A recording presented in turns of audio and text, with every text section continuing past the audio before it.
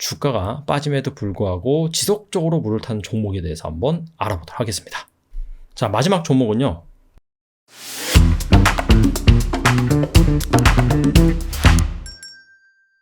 자, 10년 만에 최악의 대폭락을 맞은 증시. 충분히 빠졌지만 여전히 리스크로 얼룩져져 있는 상황인데요. 자, 그럼에도 외국인은 바닥권에서 계속해서 국내 주식을 매집하고 있습니다. 9월 29일부터 10월 17일까지 코스피 시장에서 외국인은 영업일 기준 11일 연속 순매수를 지속하고 있는데요. 일단 삼성전자, SK하이닉스 등 국내 대표 주식을 저가 매수하고 있습니다. LG에너지솔루션과 같은 2차 전지 주식도 동반 매수를 하고 있죠. 폭락을 틈타서 경쟁력 있는 기업을 싼 값에 매집하는 모습입니다. 자, 외국인이 매집한 종목이다 보니까 이 기간 주가도 대부분 크게 올랐습니다. 삼성전자는 6% 올랐고요. SK하이닉스는 10% 넘게 상승하기도 했습니다. 자, 이 가운데 외국인이 꽤나 큰 금액을 사들였는데 여전히 주가가 제자리이거나 오히려 빠진 기업이 있어서 눈길을 끄는데요. 오늘은 11일 연속 국내 시장을 사들이고 있는 외국인이 주가가 빠짐에도 불구하고 지속적으로 물을 타는 종목에 대해서 한번 알아보도록 하겠습니다. 일단 첫 번째 기업은요. 제이시스 메디칼입니다. 시가총액 4,349억 원의 중소형주죠. 자, 코스닥 시장에서 순매수 5위에 해당이 되고요. 이 기간 84억 5천만 원어치를 순매수를 했습니다. 그리고 연속 순매수일은 무려 16일입니다. 자, 올해 4월에 10,000원을 돌파한 이후에 지속적으로 지금 조정이 나오고 있는 상황이죠. 자, 이 기업이 계속해서 실적이 성장이 나오고 있습니다. 2019년 매출액이 351억 원이었는데 지난해 813억 원을 돌파를 했고 올해는 1,000억 원을 넘을 것으로 예상이 되고 있습니다. 피부 미용 의료기기 포텐자를 만드는 기업인데 이 기업이 반기 기준 수출 비중이 87%입니다. 의료기기 기업인 미국 사이노쇼와 협업으로 미국 시장에서 엄청난 판매고를 올리고 있습니다. 근데 제이시스 메디칼뿐만 아니라 우리나라 피부 미용 의료기기 기업들이 최근 들어서 계속해서 수출을 잘하고 있습니다. 일단 리오프닝 관점에서 사람들이 마스크를 벗고 바깥 활동을 많이 하고 있죠. 자, 그러다 보니까 슬슬 이 피부에 신경을 쓰는 시기가 도래했다라고 볼 수가 있고요. 그 다음에 우리나라 의료기기가 글로벌 탑은 아닙니다. 미국이라든지 유럽 쪽 그쪽 기기가 성능은 좋지만은 대신에 우리나라 제품은 가성비가 좋죠. 성능도 어느 정도 올라와 있으면서 값도 쌉니다. 그리고 이거는 실제 시술을 받는 여성분들 관점인데 통증에 상당히 좀 민감하더라고요. 근데 우리나라 의료기기가 통증도 좀 덜한 편이 있습니다. 자, 그런 관점에서 글로벌 시장에서 판매고를 올리고 있고요. 수출 비중이 크기 때문에 최근 원달러 환율 엄청나게 상승을 했죠. 그 부분에 있어서도 수혜를 볼 것으로 기대가 됩니다. 그리고 제이시스 메디칼이 6월에 초음파 기기인 리니어 G 제품을 품목 허가를 취득을 했습니다. 그래서 3분기부터 본격적으로 매출액에 반영이 될 것으로 보이고요. 이 제품 같은 경우에는 점 형태가 아닌 성 형태의 시술로서 시술 시간을 많이 단축할 수 있다고 합니다. 전작에 비해서. 자, 아무튼 간에 실적 모멘텀 있고 신장 모멘텀 있고 수출을 확대해 나가는 기업인데 고점 대비 시장이 안 좋다 보니까 상당히 많이 빠진 상황입니다. 근데 반대로 외국인 같은 경우에는 8월 들어서는 공격적으로 지분을 늘리고 있습니다. 정말 주가와 정반대죠. 계속해서 물을 타고 있는 상황인데 과연 이 3분기 실적이 나오고 나서 어떤 주가 흐름을 보여줄지 기대가 됩니다. 자, 두 번째 기업은요. 바로 YG 엔터테인먼트입니다. 9월 29일부터 10월 17일까지 외국인 투자자가 77억 6천만 원어치를 순매수를 했고요. 같은 기간 코스닥 순매수 6위입니다. 7일 연속 계속해서 매수를 하고 있는 상황이고 주가는요 0.3% 상승했습니다. 거의 미동이 없었다라고 보시면 될 것 같고요. 일단은 엔터 주식들 잘 살펴보면 하이브 같은 경우에는 이 BTS 불확실성 때문에 계속해서 주가가 안 좋은 모습이고 반면 JYP 엔터, SN 같은 경우에는 시장이 많이 하락했음에도 불구하고 어느 정도 견조한 모습입니다. 근데 YG 엔터테인먼트가 하이브 정도까지는 아님에도 불구하고 전반적으로 주가가 좀 부진한 편이에요. 근데 일단 실적 관점에서 살펴보면 하반기 실적이 상반기에 비해서 상당히 개선될 것으로 예상이 되고 있습니다. 그 이유는 주력 아티스트 블랙핑크 관련 매출이 3분기부터 반영되기 때문이죠. 자, 블랙핑크가 정규 두 번째 앨범으로 최근에 컴백을 했죠. 근데 컴백하자마자 미국 빌보드 메인 앨범 차트인 빌보드 200에서 1위를 차지를 했고요. 앨범 판매량 같은 경우에도 기존의 컨센서스가 한 220만 장 정도였는데 무려 260만 장의 판매고를 현재까지 올리고 있습니다. ASP 평균 판매 단가도 전작보다 더 높아요. 그리고 10월 서울을 시작으로 월드 투어 콘서트를 시작을 합니다. 내년에는 아시아, 오세아니아 투어를 할 예정입니다. 그리고 또 다른 아티스트인 트레저라는 그룹이 있는데 원래는 3분기에 컴백하기로 했는데 이게 살짝 이연돼 가지고 4분기에 컴백을 합니다. 그 얘긴 즉슨 4분기 매출액이 한 분기보다 더 커질 공산이 있다. 그런 부분이고요. 주력 시장이 일본인데 자 여기에서 얼마 정도의 활약을 보여줄지 잘 살펴봐야 되는 부분이고요. 이에 따라서 3, 4분기, 즉 올해 하반기 매출액은 전년 동기 대비 30%에서 한 40% 정도 성장할 것으로 기대가 됩니다. 자, 그럼에도 불구하고 왜 이렇게 주가가 빠졌느냐? 자, 일단 2023년에 블랙핑크 재계약 이슈가 있고요. 원래 주력 아티스트가 빅뱅이었죠. 근데 빅뱅이 최근에 여러 가지 이슈가 있었죠. 그래서 빅뱅의 이 부재 장기화가 증권가에서는 리스크로 꼽고 있는데 자, 외국인의 지분율 추이를 보면은 자, 9월 저점을 찍고 최근 들어선 계속해서 올라오고 있습니다. 같은 기간 주가는 계속해서 빠졌죠. 즉 빠지는 이런 가운데 외국인이 계속해서 물을 타고 있는데 자, 과연 YG 엔터테인먼트의 주가 향방이 어떻게 될지 잘 지켜보는 것도 좋을 것 같습니다. 자, 세 번째 기업은요. HPSP입니다. 이 기업은 아마 좀 생소하실 거예요. 신규 상장주입니다. 올해 7월 15일 날 상장을 했고요. 9월 29일부터 10월 17일까지 외국인 투자자가 140억 원어치를 순매수를 했습니다.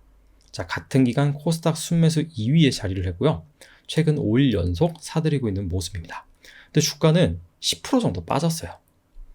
반도체 고압 열처리 장비를 만드는 기업입니다. 근데 사실 이 반도체 소부장 주가가 최근에 너무나도 안 좋죠. 그럴 수밖에 없는 게 세트업체인 삼성전자나 SK하이닉스, 더 나아가서는 필라델피아 반도체 지수가 맥을 추지 못하고 있습니다.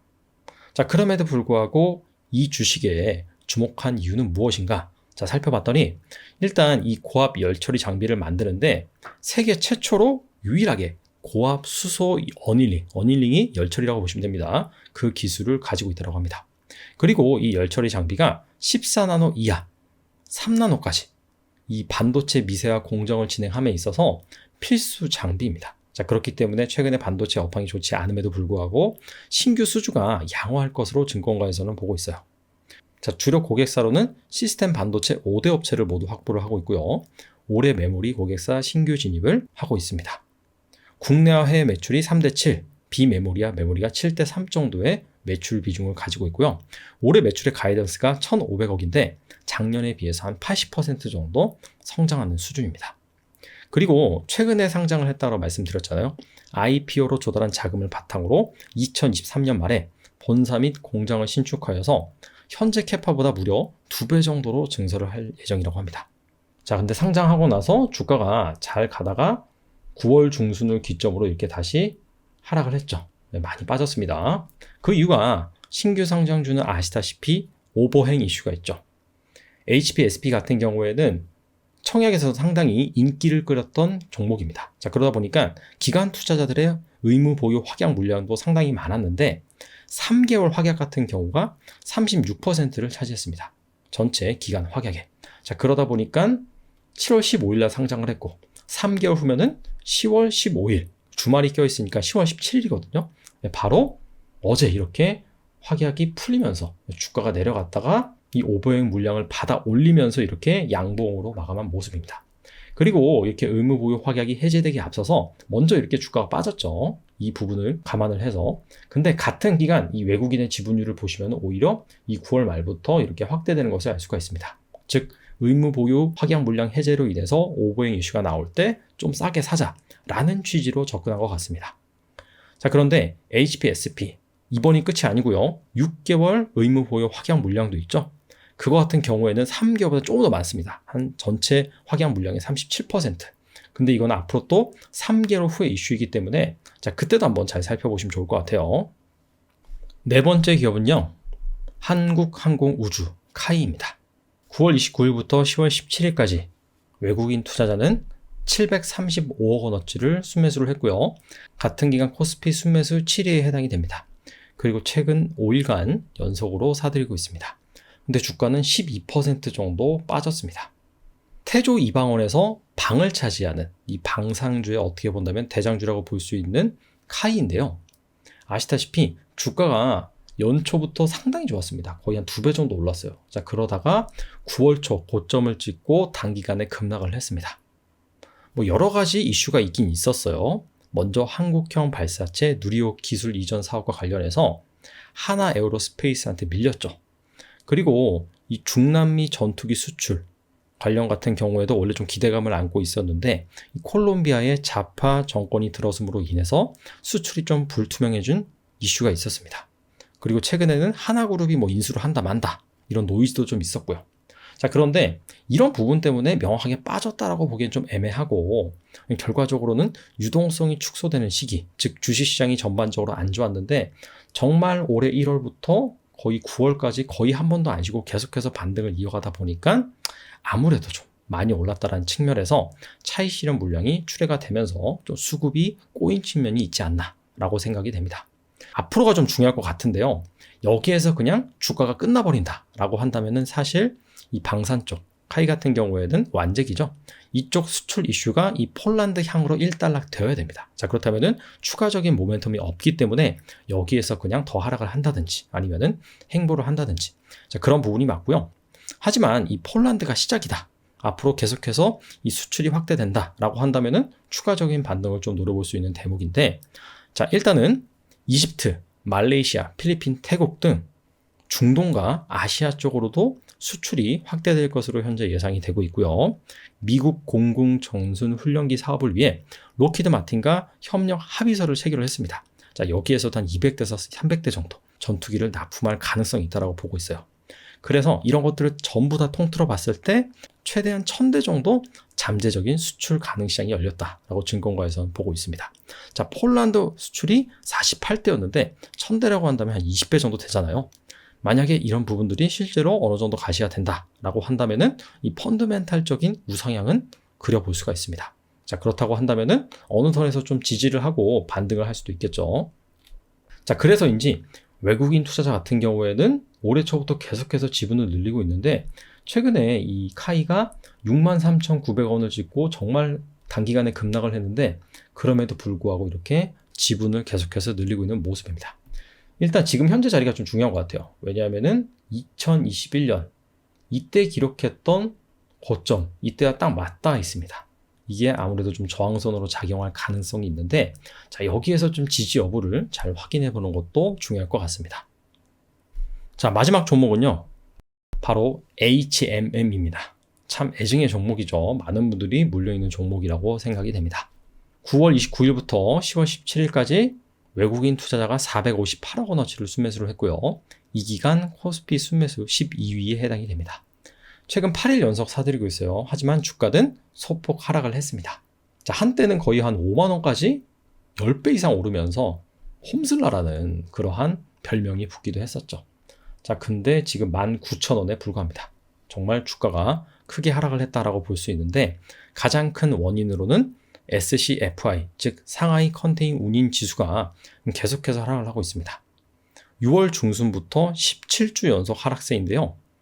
이 기간 64.5%나 급락을 했습니다. 운임이.